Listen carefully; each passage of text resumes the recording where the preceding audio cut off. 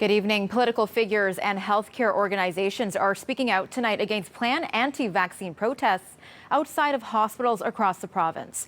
Toronto police also commenting today, saying they will be present and will lay charges where necessary.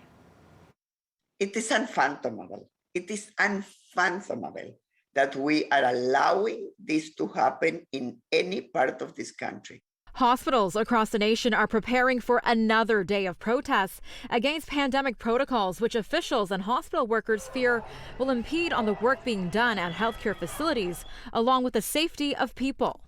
Hospitals are sacred places of healing.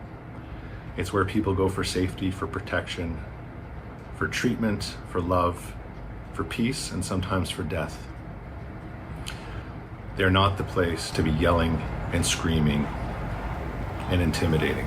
But then to go to the workplace and see these people harassing them and saying profanities, and in some places they have been spat at, like spitting at them, like press charges. I said to the premier, after vaccine passports were announced in several provinces, similar protests held across the country have blocked access to ambulances and healthcare workers from getting to hospitals.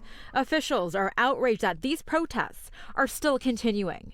Exactly. You just said it, Melissa, continuing tomorrow. These are not the first. I have been in touch with the premier since last weekend. I begged the premier already last weekend to take actions.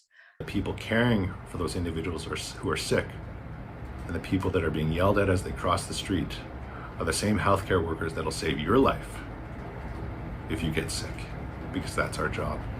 Toronto Mayor John Tory also tweeting today, condemning the protests, saying, "I absolutely condemn anyone taking part in this so-called protests. You are doing nothing to help people. We have long passed the time when we can have this tyranny of a few interfere with access to health care during a pandemic." Premier Doug Ford also voicing his concern, saying, "The protests we're seeing outside of hospitals are selfish, cowardly, and reckless. Our healthcare workers have sacrificed so much to keep us all safe during this pandemic. They don't deserve this kind of treatment, not now, not ever."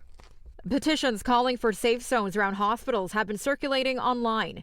Dr. Doris Grinspun says she fears if serious action from the premier isn't taken now, these protests may escalate due to the kinds of people and their extreme views, which are dangerous. While many of these people are anti-vaxxers, you also have, and I have been saying this to the premier and in the media, there are a very tiny percentage that simply are violent people with white supremacist views.